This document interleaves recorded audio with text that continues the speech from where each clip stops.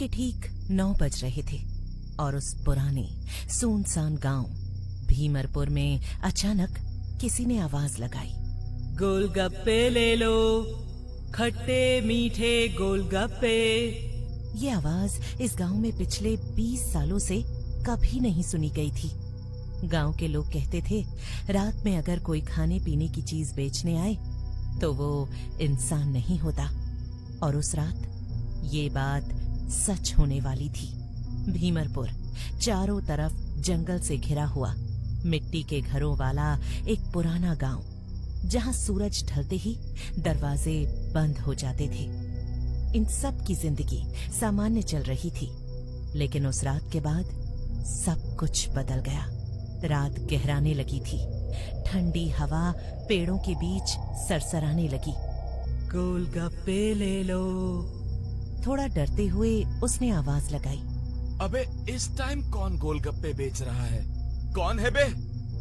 अंधेरे से एक औरत बाहर आई, लाल साड़ी, खुले लंबे बाल, हाथ में ठेला, जिस पर गोलगप्पों का रखा था। उसका चेहरा आधा अंधेरे में था। वो धीरे से बोली, गोलगप्पे खाओगे बाबू? गोपी को अजीब लगा, लेकिन लालच भी हुआ।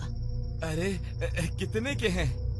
बस एक बार खा लो, कीमत बाद में बताऊंगी। गोपी हंस पड़ा। अरे वाह, फ्री के गोलगप्पे।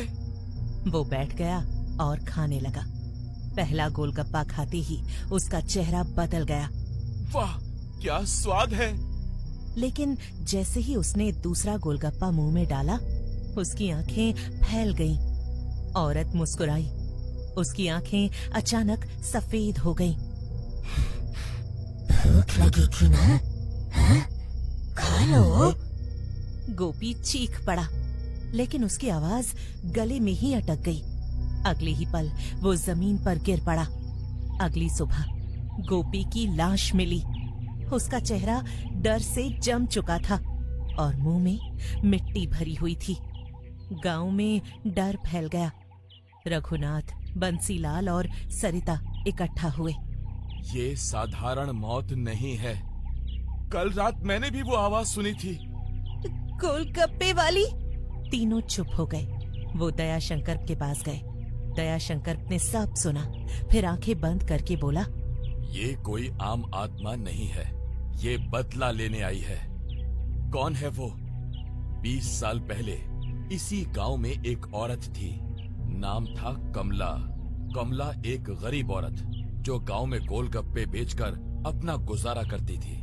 लोग उसके गोलगप्पे बहुत पसंद करते थे, लेकिन गांव के कुछ लोगों ने उस पर झूठा आरोप लगा दिया कि वो खाने में गंदगी मिलाती है। असल में ये सब बंसीलाल के बाप और रघुनाथ के चाचा की चाल थी। वे खुद गोलगप्पे का धंधा शुरू करना चाहते थे। गांव वालों ने बिना सच्चाई जाने कमला को पीटा और उसे गांव से निकाल दिया। कमला रोती रही, गिड़गिड़ाती रही, लेकिन किसी ने उसकी बात नहीं सुनी। आखिर में वो उसी पेड़ के नीचे जाकर मर गई, जहां आज भी रात को अजीब आवाजें आती हैं। मरते वक्त उसने कहा था, मैं वापस आऊंगी और हर उस इंसान को सजा दूंगी जिसने मेरे साथ गलत किया। पंडित की बात सुनकर सबके चेहरे उतर गए। लेकिन वो तो मर चुकी थी। कुछ दर्द मौत से भी खत्म नहीं होते। उस रात पांचों ने मिलकर उस चुड़ैल को पकड़ने का फैसला किया। वो पेड़ के पास छुपकर बैठ गए। रात के 9 बजे फिर वही आवाज गूंजी, गोलगप्पे ले लो। इस बार सबने उसे साफ देखा। वो वही औरत थी, लाल साड़ी, उल्टे पांव और चेहरा सड़ा हुआ। बंसीलाल डर के मारे कांपने लगा। ये तो कमला है। कमला धीरे धीरे उनकी तरफ बढ़ी। इतने सालों के बाद तुम सब मिल ही गए। रघुनाथ ने हिम्मत जुटाई। कमला, हमने गलती की थी, हमें माफ कर दो। माफी? जब मैं रो रही थी तब तुम कहाँ थे? अचानक हवा तेज हो गई, पेड़ हिलने लगे। कमला ने अपना ठेला जमीन पर पटका। गोपी की लाश जैसे उठने लगी। दयाशंकर ने मंत्र पढ़ना शुरू किया। ओम क्लीम कालिका, ओम क्लीम कालिका। कमला चीखने लगी, लेकिन अचानक वो हंसने लगी।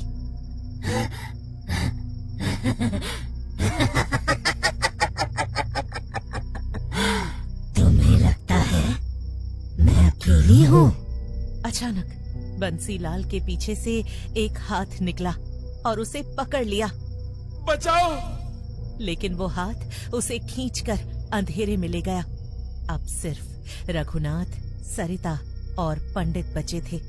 सरिता ने कांपते हुए पूछा, अब क्या करें? इसे खत्म करने का एक ही तरीका है, इसकी आत्मा को शांति देना। कमला, मैं तुम्हारे साथ था। मैंने तुम्हें रोते देखा था, लेकिन मैं कुछ नहीं कर पाया। कमला की आंखों में आंसू आ गए। तो अब क्यों आए हो? क्योंकि मैं अपनी गलती सुधारना चाहता हूँ। रघुनाथ ने मिट्टी उठाई और उस पेड़ के नीचे बैठ गया। मैं तुम्हारे लिए पूजा करूंगा, तुम्हें शांति दूंगा। कमला चुप हो गई, लेकिन तभी सरिता अचानक हंसने लगी। सब चौंक गए।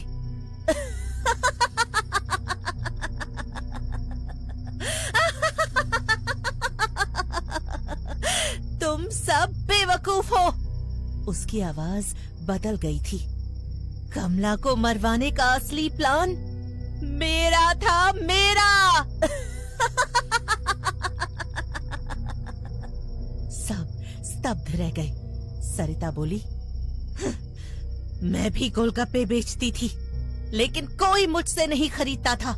सब कमला के पास जाते थे, इसीलिए मैंने सबको भड़काया। कमला की आंखें लाल हो गईं।